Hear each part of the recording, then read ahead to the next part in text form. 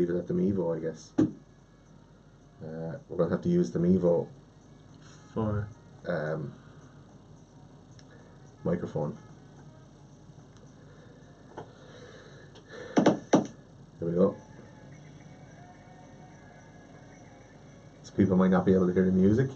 Leave it at the Mevo, I guess, to be able to hear us talking. We're going to have to use the Mevo for cool. Very good. Alright. Yeah, Shane had a crack.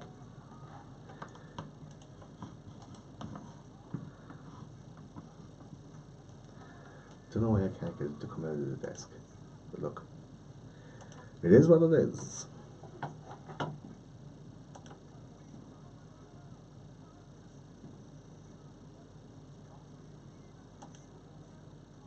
Now I have to stop this show.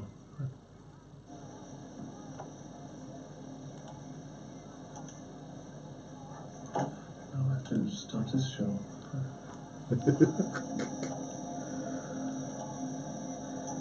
Teething problems, ladies and jelly babies. Yeah, we're just...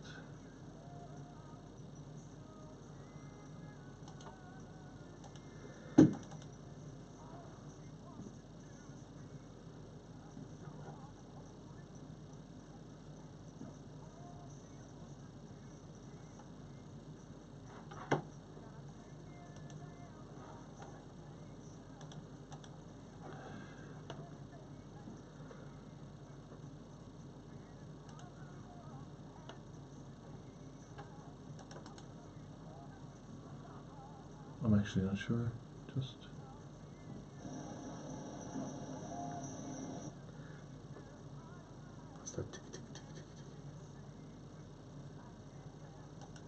It is unfortunate that I can't get the desk to work, but what are you going to do?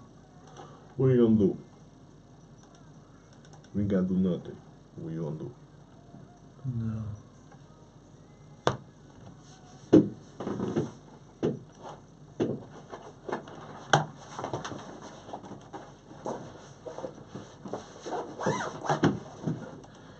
Okay, we're good. Ready when you are, man, for air.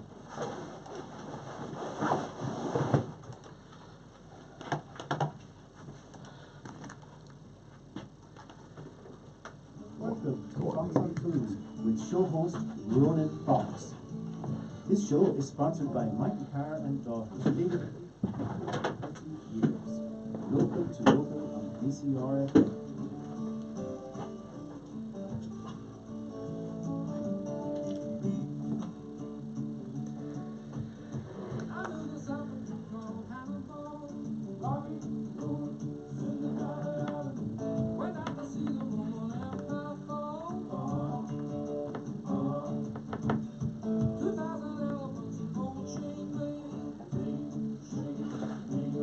That's my intro. So it's good stuff. Bit of pop ready. Is that who that is? The word's what you make it, yeah.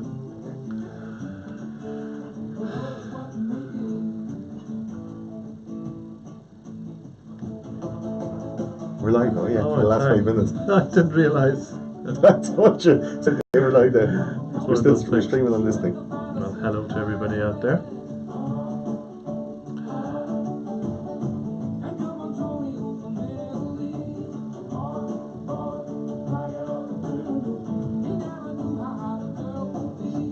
Stories in this song, I like it. You gotta do what you gotta do to get ahead. I just found out there was a Christmas song by Krista Berg about a spaceman coming out to Earth. And then when I listened to it, I was like, that's the story of Jesus. Jesus is an alien. And you can say that now because blasphemy is not illegal anymore. That's true, since yeah. Since a month. Yeah, because there'll be loads of lads going. I think we'll cut this off here.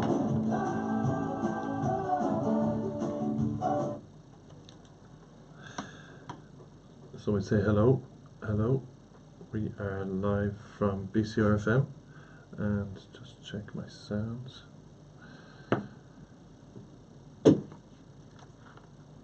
Actually, 1, 2, 1, 2. Yes, I am live anyway. And let's check you are. Yeah, we're all good. Yeah, so, all good. First of all, I'd like to say welcome to the show. Ronan Fox here from Fox on Food, and it's great to be back in the studio again. And I have with me today, first time, guest, but not a stranger to the mic, is Gordon Rochford of Those Conspiracy Guys. It's great to be here, Ronan. Thanks very much. You're very welcome, and thanks for taking the time to come in. Yeah, absolutely, man. And we have known each other a couple of years, but I suppose just to start off and let the listeners know who you are and what you do. You have a podcast that you started 5 years ago, About that. and it's called Those Conspiracy Guys, and you can be found at Those Conspiracy Guys on Facebook, internet, Twitter, Instagram, YouTube, Facebook, Snapchat, anything that has a social media, I'm on it. Yeah. And our website, thoseconspiracyguys.com. And I suppose you started a while back, and we're going to go over the next hour. We're going to just talk a little bit through what you've done and what you've achieved, where you've come from, and where you're going to, and you've done an awful lot of work, an immense amount of work that you've put up online. But I suppose just to give a brief synopsis of what we're going to do today, you started 5 years ago. You set up a podcast. You learned how to do it through your own interest, Yeah. called On Conspiracies, and we're going to ask you why. You went from that then to, at the time, standard podcast, an hour and a half, 2 hours. You've lengthened that to 5 hours. Some of them Sometimes 6, sometimes 7. sometimes 6. If you're into Crazy. it. If you're into it. Yeah. And then you went to be successful with that, and you went on to guest with other podcasters, successful in Ireland. And then what can you further do? And you think, well, maybe I could do a documentary. So then you went to put up a GoFundMe, Yeah. and then that's successful. And how successful? Then you're looking at doubling it, and now you're heading to America in the spring and looking to do 8 documentaries Yeah. on on the items that you've done in the past, and new items you're going to pick up. And I suppose you had a GoFundMe for 70,000 there. It's successful, and you have a lot of success in the background with the podcast. I mean, podcast alone, you're talking. I mean, how much? What are the numbers? 2 million downloads a month. 2 million downloads a month. I mean, Yeah. that's like half Half of of, Ireland. half of Ireland listen to me for 7 hours twice a month. That's crazy. Yeah. Leo Varadkar doesn't get that kind of airtime, Ronan. No, he doesn't. No. And I suppose, and because of that, you're building on that base you have, and going out to America, do those Yeah. documentaries, and then coming back and sell them on. I suppose It's a Cinderella story. It's is. rags to riches. that's a Lord. brief synopsis of what he is. I brought him in because hopefully I'll get him in another time to talk about the food side of what he did. But today I just wanted to give people a sort of a background story of who you are and what you've done. And today we have, if we start off in the beginning, 5 years ago, you want to decide. Long time ago. Ronan. Bethlehem. It seems ages. I know, but A different world. to do a podcast, to decide to do a podcast, what pushed you over the edge to decide to do a podcast? First of all? Well, for anyone out there that knows me, I love talking Good man. for a really long. Come down from Mass, and I was into conspiracy theories from a really young age. I remember, in my very early teens, probably my tweens, sitting on the floor in my sitting room with my head in my hands, looking at Fox Mulder and Dana Scully solving all sorts of, interplanetary and spooky shenanigans on the X-Files. And I was like, oh, I really love that, Yeah. Obviously, we're in Ireland. We don't have an FBI in Ireland, or I would have probably gone and applied for that, But I was always asking why. Yeah. And if anyone out there has kids, that's really annoying. Yeah. But I was one of those You're a bit kids. stubborn too, that you don't just take, oh, that's just for Yeah. that. Yeah, You wanna dig. Dig, yeah. Scratch You're a the digger. surface. So then into my mid to late teens, it got a little bit more serious, and I found the internet, and you were able to watch video documentaries on stuff that I'd never seen before. Yeah. Like even Oliver Stone's JFK movie. I'm watching that and going like, that was an absolute, and that was released in 1991. I watched it maybe in 95 or 96 Yeah. as a young teenager, and I'm like, God damn, Yeah. things aren't all they seem. So I always had that kind of mentality. Not accepting what you're seeing or reading into a little bit more. Trying to look, there's always another story, and anybody in Ireland knows with any kind of power comes corruption. And there's always another tale, be it even like local politics right up to national, international stuff. Yeah. It's the nature of humans that they want to get something, and we're trying to find that stuff out. Why did you decide on podcasting? Well, it's a much easier medium than trying to get the cameras and stuff going. Like right now, we're streaming live to Ronan Fox's Facebook page, Twitter page, and to the YouTube page, Ronan Fox Chef. YouTube.com/Ronan Fox Chef. If you want to watch it for some very entertaining video content, plugging it out there, BCRFM represent. But we are, I guess, we're audio visual creatures. You want to see the stuff. People are so into television, and Netflix is like what people call a digital disruptor. It's destroying television and radio. Lord of mercy, sorry for the no offense to the but send the money my way. Yeah. I mean, podcast is the next thing, because like people want to consume what they want to consume, and Netflix has created a binge culture. Where, and I mean, your own mother and father, we set up Netflix for them, and they're going like that thing where it just goes on to the next one automatically, and I was up till 2 a.m. Like those things are built into us that we want more, and podcasting is this, I guess, user-driven niche content medium where you can go in. If you love, I don't know, brown leather shoes, if you love the goalkeeper from Wimbledon United or whatever, like there's a podcast out there for you specifically on that tiny thing, because there's someone out in the world that loves that as much as you. Yeah. And then they went and made a podcast about it. And people are getting into the details. And I suppose as much as you were interested in the details behind the obvious story you've been told in 30 minutes about whatever the topic was, you dug in, got the details, and you're giving them with your opinion on what is a topic. In the beginning, in a podcast of an hour and a half, or in 2 hours as it was in the beginning. Some of the first topics you took, what were they? Well, I wanted to create a show that was able to take the remit of the show is that they'd be able to take the available information on the internet, which for a conspiracy theorist or someone who likes looking into that kind of stuff is pretty much reduced to YouTube videos that have like robot voices, and it's like, on September 11, 2001, the Twin Towers, like it goes like that. It's very tedious, and some people are mad about the detail and they're not mad about the presentation. So I wanted to be able to wade through all that information, to go in and find a topic that was conspiratorial or mysterious or some kind of X-Filesy type content, fleece through everything that was on the internet, absorb all that information, and then put it out in a funny, friendly, kind of jokey but storytelling format. And podcasting was a really good way to do that, auditorily, through audio only. And then I started to branch into video stuff then and make like accompanying videos on the YouTube channel. But I think that when I started, I wanted to be able to tell those stories my way.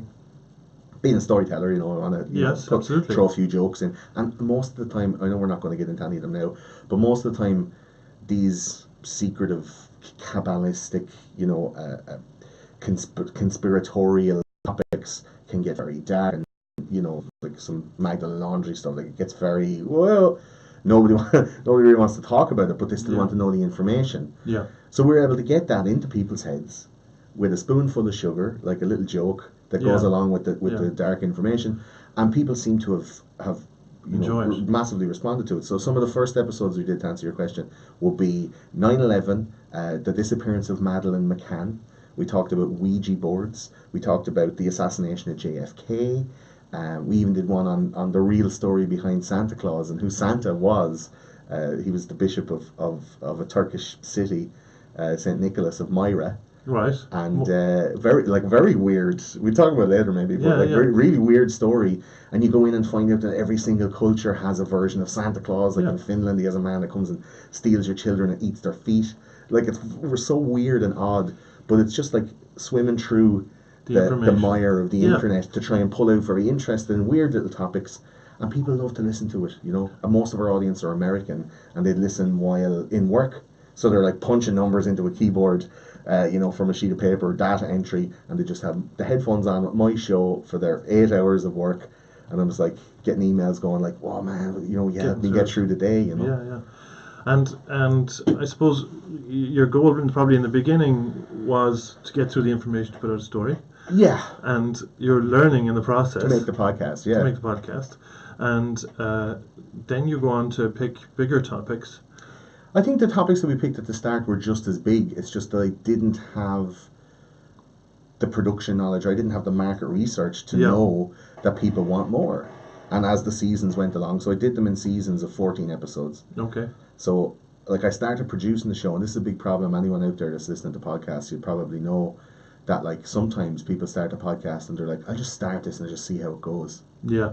And are we talking to an audience here that might not even know what a podcast is? Well, Quite possibly. That possibly, but I'm sure people haven't, Yeah. know what a podcast is. Yeah. But even me, and I record this show, pre-record this show, and I've, over the period of a year now, I've interviewed maybe 110, 120 people. Wow.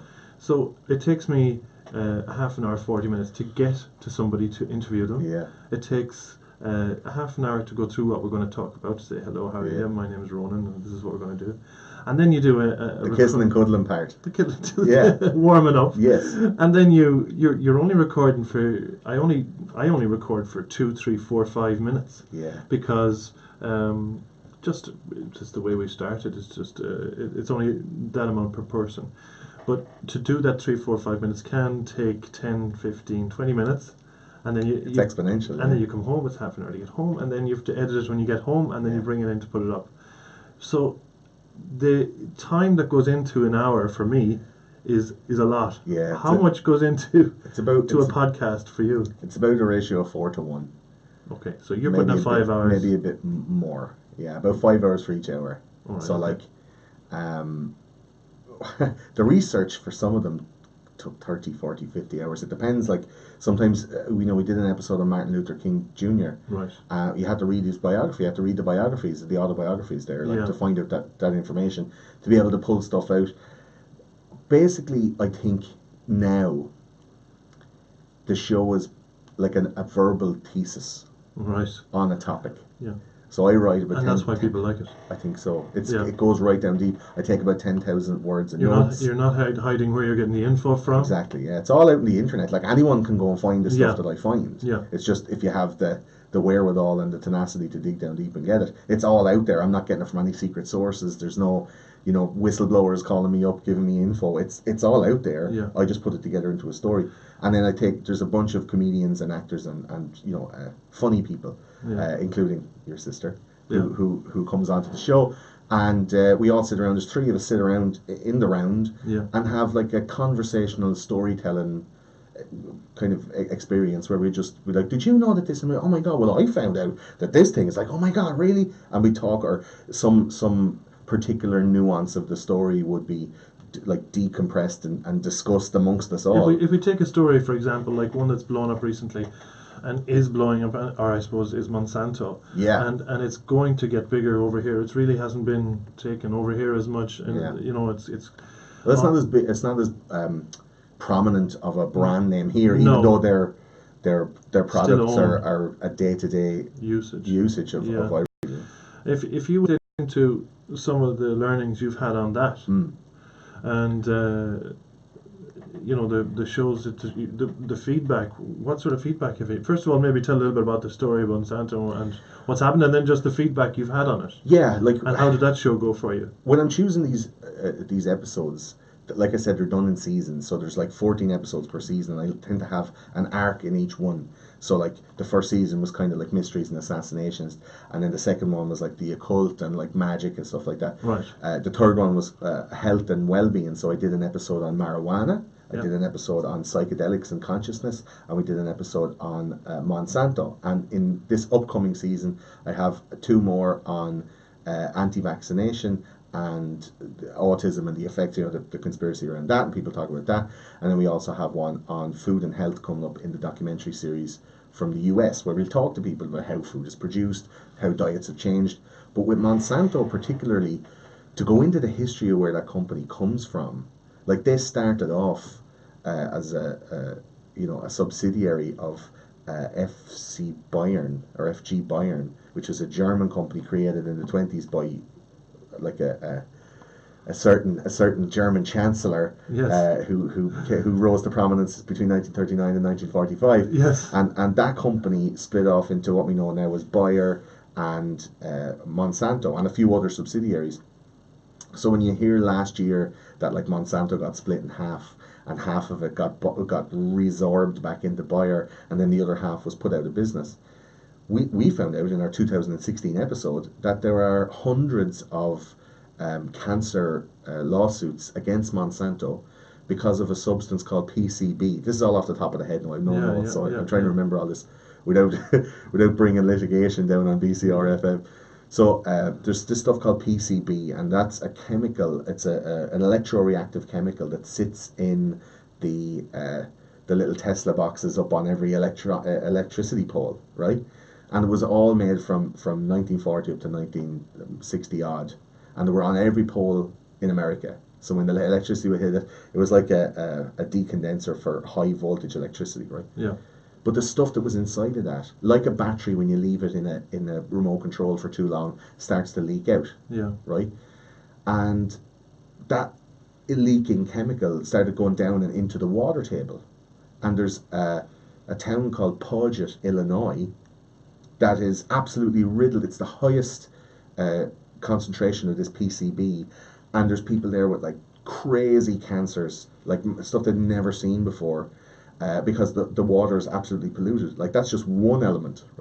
Monsanto also create a weed killer, an insecticide called Roundup, and I'm sure a lot of your listeners have heard of Roundup. They probably use it, and it's so like insidious and geniusly created, right? Where you have a company that creates a DNA intellectual property on a crop.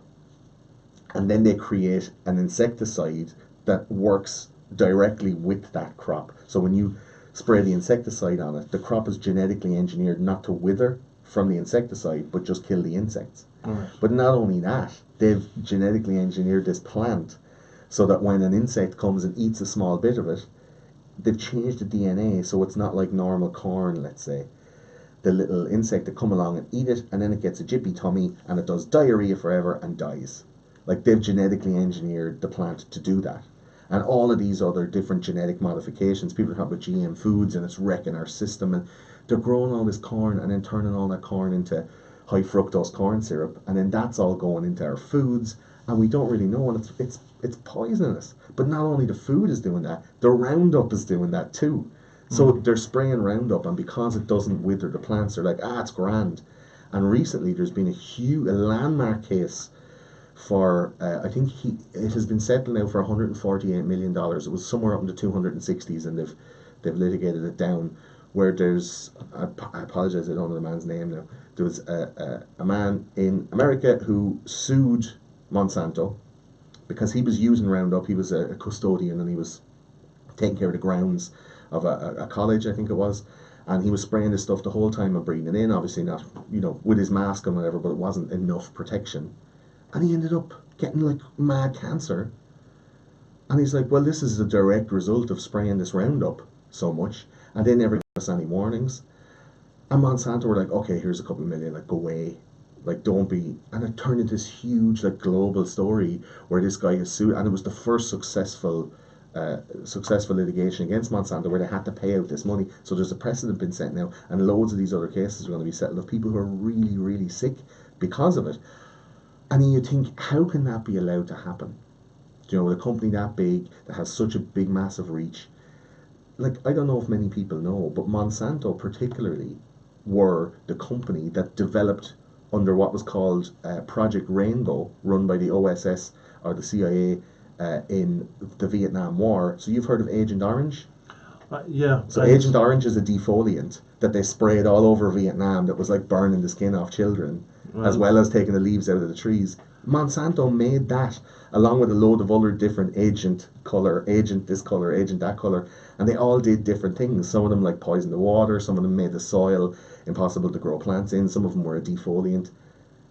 And they made that and gave it to the American government, and they weaponized it and sprayed it all over Vietnamese people. Like Monsanto did that. Like that's a massive thing. Like you probably didn't expect that answer, but that's how crazy it gets, you know. And I can see why people listen to your podcast. Yeah, that's why. That's a snippet. That was like 7 hours just there in about 2 minutes. Yeah, and when you get all the details like that, and you know the truth is out there from the litigation case. Yeah, and it's going to be furthered here, I'm sure. Oh, absolutely. But there's people suffering because of that. Yeah, companies, I guess, not negligence, but when I first and there are other stories that are the truth, I suppose, has to be said out loud more often than it is. Yeah, and people are listening to you for another view on the details and outspoken, and I suppose I don't know if there's anybody saying something like there are other conspiracy shows that say some wild stuff like. Yeah, there are. I don't know. Maybe not with the Irish charm, Ronan. Now, a wink and a smile will get you a long way, you know. Yeah, but when you come into, and I'm sure we get feedback to the show here, I suppose it's not a normal show, so apologies to those who do normally listen. But it is the truth of it too. Yeah. But the feedback you get from the shows, how.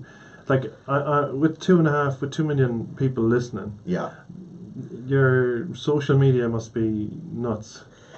It's not an appropriate measurement of how many people actually listen. So we have measurement reports from companies that count the downloads and stuff like that. Yeah. Or advertising companies. But how do you deal with like people the saying social media is much smaller than I would have thought, but because of the subject matter, I think not a lot of people want to throw their head up above the parapet and say like, I'm into this, or you know, like I put up a post on Facebook about, let's say, that lad with Monsanto. I put that up, and half the people would go, "Oh, that's bull," and then the other half would be like, "Oh my God, they're literally Nazis!" Like it's a mad dichotomy of people. So half the people would be like, "Yeah," and half the people would be like, "You should die." Yeah. So weird for some topics. And I'd expect that. Yeah, well, of course, yeah. But how do you deal with that? How do you deal with someone clapping you on the back and somebody else saying... Slap me in the face. Yeah. Like, stop, slap me, everyone. No, I think that personally it's been like a journey for me because I was a comedian for years. Yeah. And I didn't really get any traction. It was more of a self-flagellation type of a thing where you get up in front of 30 or 40 people upstairs in a pub in Dublin and tell jokes. This has grown from not very many people into tens of thousands, then hundreds of thousands, and now into millions. And it's slowly grown, the feedback and the messages and the social media. Like I get so many emails because it's private. Like you could get like 15 emails a day. Right, okay. And they range from, here's all the stuff you said wrong in this episode because I'm an expert on it because it's talking about me. Right, okay. And I appreciate that, and I read everything that I'm sent. And you take it on board? I don't take it on board everything anymore because there's so much stuff, and a lot of it, not the majority, but a lot of it is kind of negative stuff. And I find that people who want to say negative things are often much louder than people who want to say positive things. Like a slap on the face is much louder than a pat on the back. It is, and people read it probably more often. Yeah, and they take it to heart. I mean, what do they say? There's that, you know, old wives' tale that if someone has a bad experience, they'll talk about it, but it'll take 10 good experiences to balance out that one bad experience. Something like that, 9, 10. Yeah, you'll tell, if something bad happens, you'll tell 10 people, and if something good happens, you'll tell one. Something like that. We're going to tell everybody that's listening and watching here. We're on at Ronan Fox Chef on Facebook, Instagram, and Twitter, and we are on BCRFM live at the moment. So thanks for listening to all those out there. We are hearing some home truths with Gordon Rochford from those. At those conspiracy guys, you'll find him on all social media sites also, and so the feedback, I suppose, for me, I'll move from this onto something onto how you work with others, but Social media is hard, man. it is, and that's what I mean. Like, for someone telling you you're great, you'll have Yeah. a big head for 10 minutes, and someone telling you you're doing a terrible job, you'll be thinking about it all night. Yeah, and like anyone out there that has any kind of public face in social media, you get that. If you have a business, when somebody goes, "Hey, great job in your business," you're like, "Yes, thanks," retweet. But if someone is like, "I went into your restaurant and I might as well have been eating out of the pig trough out the back of the garden," and you're like, "Oh my God, I have to deal with this now because this will be the end of my business." I have to And it's call like, my Yeah, marketing manager. you're- to say, you're- how do I say it? yeah, ringing the chef, going like, "Some lad said there he's eating out of a pig trough. What do you sir?" And it's a big, massive damage control, Yeah. and I think now the public have a certain agency. They have a power with social media to be able to affect change on a micro level. So if you go into Penny's, and there's something wrong, you go up to the counter, like you just stay for like 45 minutes in any Penny's in the country, and at some point you will hear a woman at the counter going, "I am not making a scene." Like, people think if they make some noise about something that they'll affect change, and we can see this in protest culture. There's a lot of people out there now banging a gong and shouting and throwing their knickers in the air and all to try and get attention for certain topics Yeah. that are totally valid and all this. But to go at somebody who's like one dude at a podcast, it seems that it's faceless and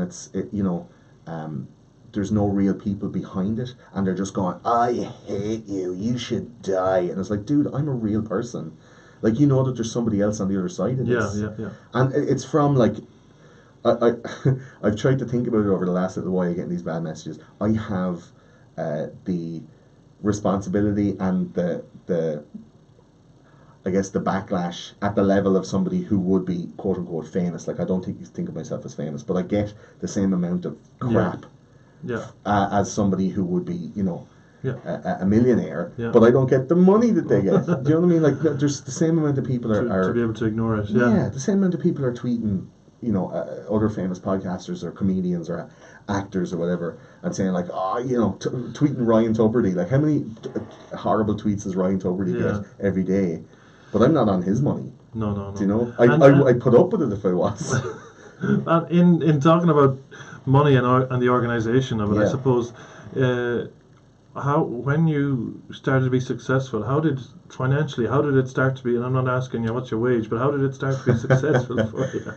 There's this service that's out there now called Patreon.com, and Patreon, along with a lot of other different types of crowdfunding, is basically relying on the fans of the product or media that is being made to directly fund the creator. So instead of the old paradigm of, you want to be, like, let's say a radio presenter. Yeah. You go in and you intern in a radio station and make coffees and do the gopher. And then you get a little, you get an assistant on such and such a thing, and then you become a producer, and then you get up, and then finally you get your shot at the mic, and you're on at 3 a.m. for an hour, and eventually you'll work your way up, and then you get wages for that, so that the company is paying you. Now there's a whole circumvention of that kind of legacy progression, that you don't need to kiss the ring and lick boots and all that kind of stuff. Make coffee and run down the road. You just go, I can do it. I'm going to do it. If I find an audience, they give me like $2 a month. So I have like 800, 900 people give me X amount of dollars a month through Patreon. There's also advertising. So I'm, I guess probably one of the most successful Irish podcasts. I have an American advertising company that works with me.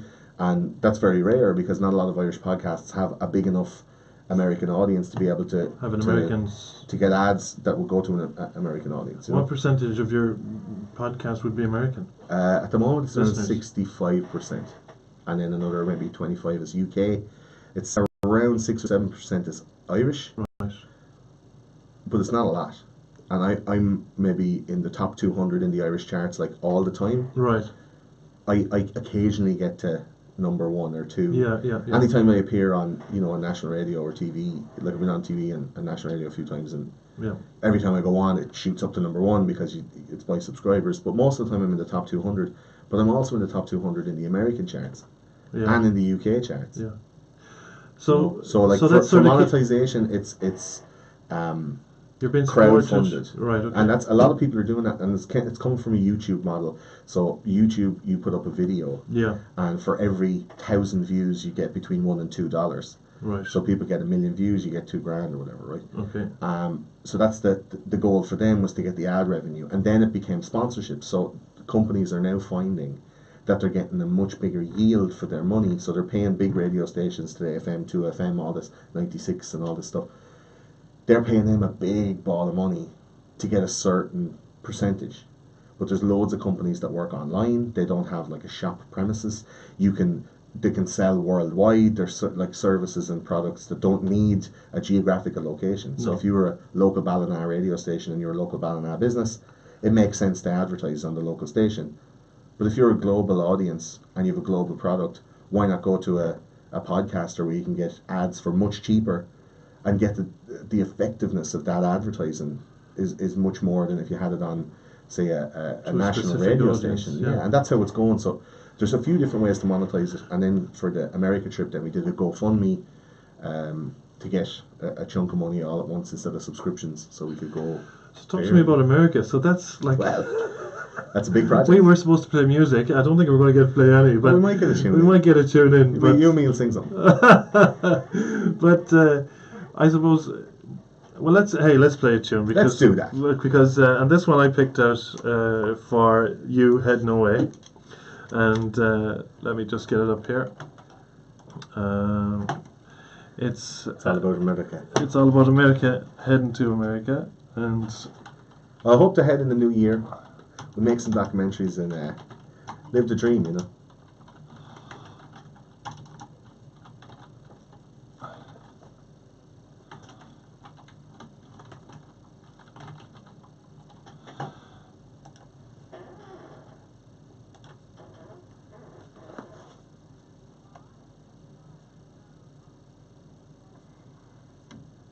The rents and taxes are so high, You drink water. I can no longer stay. Good, you alright? yeah. So I sailed away from Dublin Bay So and to those landed here just but out to the left. yesterday. Yeah. My coat, my brogues, my shirt and hose is all I brought away. I've just called in to let you know the sights I've seen before I go, of the ups and downs of Ireland since the year of 48. And if our nation had its own, our noble sons would stay at home. But since fortune has proved otherwise, poor Pat must emigrate. And the devil a word I said, although our wages were but small. If they'd leave This us is a in song our called common Poor Pat Must hell, Emigrate. our fathers drew their breath. It's not But that when they that called you're upon on the their same lines. pay, Well. and we But, have no hatred uh, for to pay. They just um, turn us out of I thought it was funny. home to It's not unlike it. beg us our I'm It's not not- getting any accolades Well, here. for the traction you're getting, Listen to streaming, by the way. Then. for 7%. Yeah, it's not what I thought. No, and for also the entertainment factor of what you're doing, it's seriously entertaining. And you know, when I first started listening, my conspiracy theories, are you crazy? Like, And then you met me and you're like, oh yeah. yeah, I he still is. don't believe it. And it was like, I couldn't listen to some of it, and then, you know, you're won over. Like you say, it's a bit of the charm. It's the way you present, because the Irish information. people don't like it. They're like, who's he think he is? Well, I'm averse to. I'm probably typically Irish. I'm averse to conspiracy theories. No, I just mean like, In that awful year of who does he think he is? Like being non-successful now. Oh, I'm not sure. Well, There's a bit of begrudgery, yeah. well, I suppose it doesn't matter what you do. There'll be a bit of begrudgery, but I think Like who I do does he think think he is? thinking people listen to him for 7 hours. I Well, like loads of people. I know, And but, you know what, it's but not that's just for those people. but it's not. That's also us in that we're not going to spend. It's not something. Our jobs, our work, our culture is not sort of set up that way. It is different in other cultures Yeah. where the monotony of work or the monotony of life needs them to get out of their escapism to escape from where they are to. Oh. Took a long break. That that is escapism is bigger maybe in others cultures than it probably is in ours. I feel there's a lot of people who are like, finally somebody who gets me, and they don't have anyone in their life. We'll say that when we go back on. Yeah. Like some of the people are like, finally someone who understands. I'm on my own in my whole life. I don't know anybody who thinks or talks like this, and a lot of them feel like these guys are my mates. Could you do you think it's also a piece of someone talking with confidence about a topic that they're interested in and has an opinion that's a strong opinion that your audience is growing because you have a strong opinion on the topic you take, I think that's important. and that's a character thing. I think it's important. Would you say that as well? Yeah.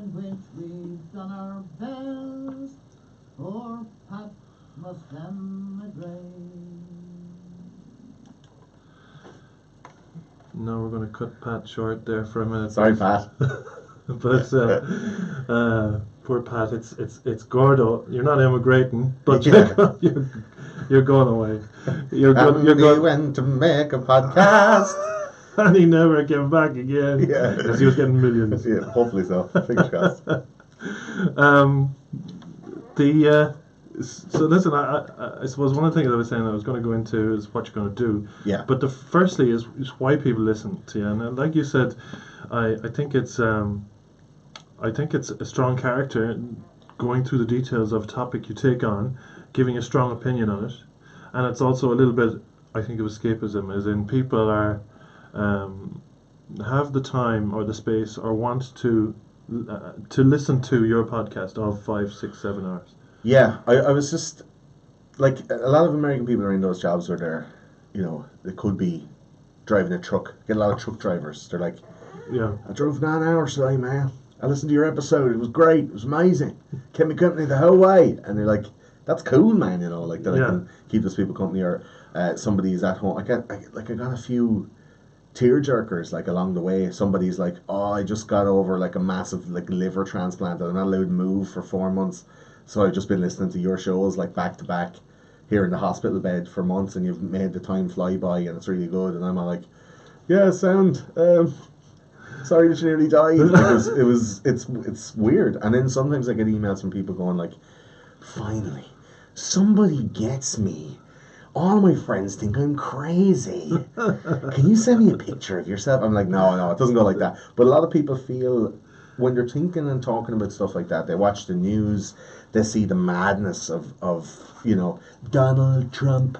He's out there running and he's telling people what to think and what to do, and people are freaking. They're like, oh my god, like these are really weird times, strange times. Yeah. And to think about these things and look them up and have these opinions, like watching documentaries on Netflix and going like, does anybody else get this? And nobody in their life does.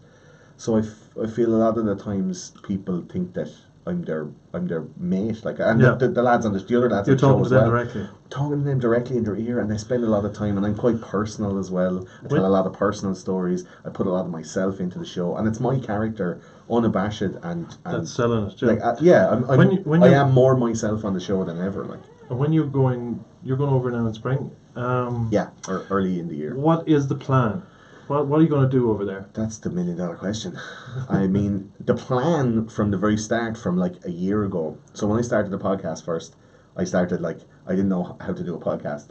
Yeah. And we released our first episode in 2014. But for more than a year before that, I was producing the podcast, like going, how does it work? And what's the business like? And how do you do this? And teaching myself how to make websites and teaching myself how to do this and that. While also, I learned about how to make audio stuff from my musical days, and I used to be on bands and making albums, and I knew how all the microphones and the technical stuff, the apps and all work. Yeah. And I prepared like intensely before we ever released an episode.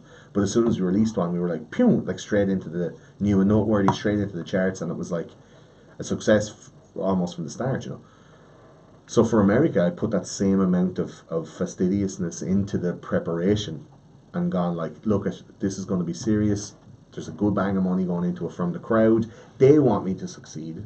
I love them. They love me. It's a mutual appreciation society, and they want to see the things that I can make. So You've got an audience already. absolutely. So we've got like calls from lads, like producers from America, going, "Come here, this sounds like a really good show." Like Shark Tank or something, like, you know, ringing up going like, "Do you want a few bob?" And I'm like, I'm good for a minute. Like, let me try it You've on got my people own. ringing up, giving you money. Yeah, offering you money. And I'm like, no, I'm grand. But, like, we've got to GoFundMe, and the people are nice. I want to make it on a small They're looking scale. offering money for ownership. Yeah, and I don't want to give it. Well, All see, right. usually when they're offering money to change the content. Okay. So my show, I haven't swore on this show yet. I don't think. Maybe No. a few F's or S's slipped Not out at the just start. no. But, like, yeah, I mean, the language is not vulgar. It's not weak language. No, you have It's, to prepare for it. Yeah, it's like, it's real talk. Yeah. And I don't censor myself really for that kind of stuff. If the thought comes into my head, I say it. So for the preparation for this documentary, I wanted to make originally 12 documentaries. That's kind of whittling down now. We want to travel. So Claire and I are going to get a car. We start in Oregon. We go to Los Angeles.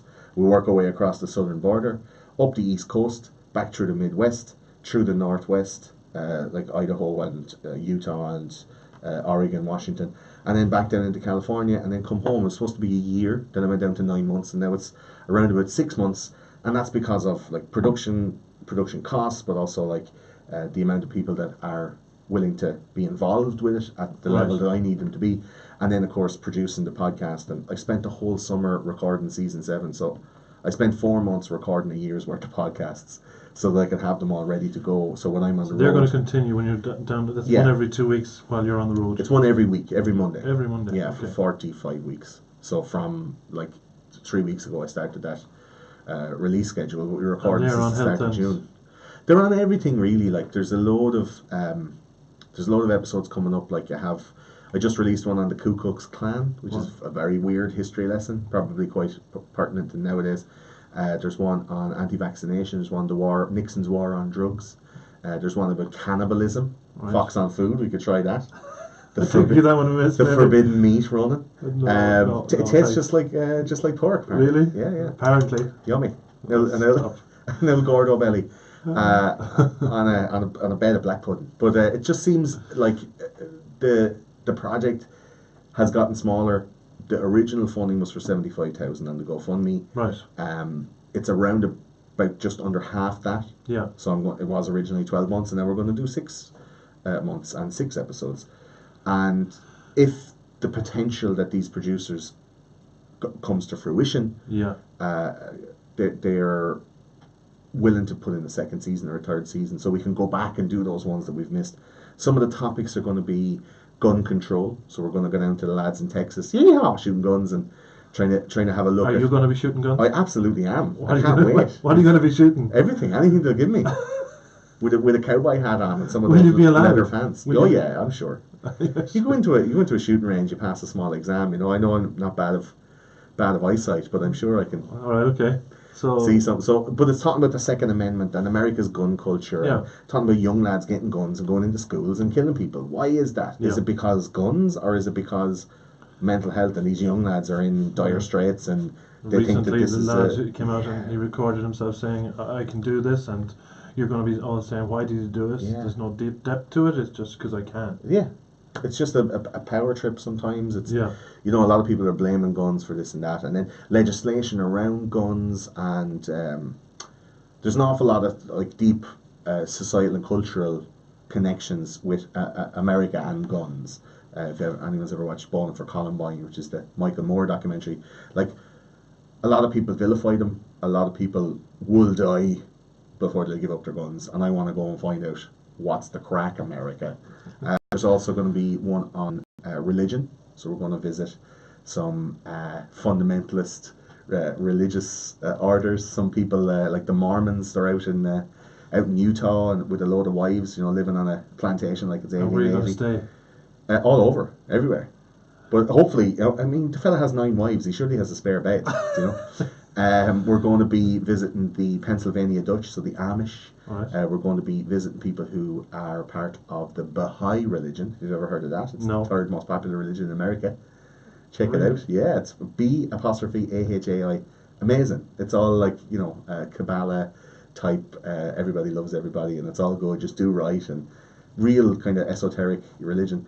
Talking about the Filipino Muslims that live in America. You've done a year's prep for this? Have you all Yeah. this set up? Yeah, I have a lot of interviews and a lot of locations and people set up with fixers, they call them. An awful lot of work. Yeah, a lot of them are fans, are like, oh yeah, I heard you talking about that thing, like I'll bring it down to this. Now, I'm very aware that a fella from the internet saying, here, I'll meet you in this car park and I'll go and bring you to meet a load of Mormons could end badly. I'm very aware of that. I'd be very prepared. Some of the other ones then very quickly would be Apocalypse. So I want to go visit some of the lads that build these bunkers and they have all the canned food waiting for the meteor to strike or for zombies to break out. There's going to be one on racism, so I'm going to be talking to people from the KKK, lads from Black Lives Matter, survivors of the protests at Berkeley and in Alabama in the 60s, the civil rights movement, looking at the routes that Martin Luther King and the Freedom Riders took on the way to civil rights. There'll be one on food and health, so I'm going to be talking to farmers and talking about their different farming practices, like talking about how how those eggs get so white. Yeah. Raising chickens. Fella told me once it's from white hens. You get brown eggs from brown hens. And you get spotty eggs from spotty hens. Is that how it works? You get blue. What about the blue eggs? Blue ducks. I don't know. We're going to be talking to these guys about this I guess this factory-based farming systems. Farms with thousands of cattle. We've all seen like Cowspiracy and all of these type of documentaries where they have some kind of a stoma in the side of the cow, and they feed it this type of feed that doesn't digest properly, and they have to manually take out the gunk from the third stomach because the cow can't handle it. But they're like, we're willing to do that because the feed is cheaper. And you're like, this is bananas, There are some farmers that are injecting antibiotics into chickens, and they're the antibiotics of last resort. So if this massive, world-ending virus comes along, we won't have any antibiotics to be able to fight off the disease, because they're going to be in our water systems, they're going to be in our bodies, we're going to be after absorbing them already. And then talking about waste and waste management, and looking at how pigs are porcine farming and how that works, and the waste that comes along, even to the lakes of I don't know how you say it nice and red, the lakes of waste, and you set a match to it and it blows up like a nuclear bomb. Yeah, like these kind of stories we've heard of. And then looking into food and health as well, about kids and how they take in food, what they're taking in, what's in the food, like we talked earlier on about high fructose corn syrup, and the links between bad diet, gut health, and ADHD and autism and these type of that I think it might. Listen, we've got through a lot of crazy stuff. I think we might have a chat about that some other time. When I come back, I'd love to talk to you about it. If we're allowed, if we're let. Sure. But I'd love to have you on again, and we might talk a little bit about that a little bit further. To all those who've been listening or watching, hi, great to talk to you. Thanks for checking in, and to Fox on Food here in Ballina Community Radio. And we'll be on again hopefully next Saturday, all going well.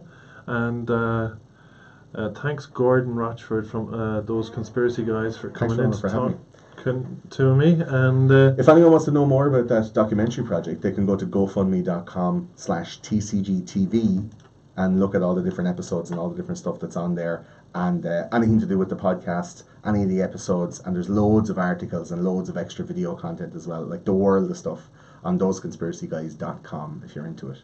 And that's where you should go to check it all out, because there you will find the details and the amazing repartee of this good man, Gordon Rashford. Thanks, Ronan. Thanks very much. I'm going to play a little clip from our You're listening to Fox on sponsor on the show here, which is sponsored by my Car and Daughters. Car and Daughters. For over 30 years.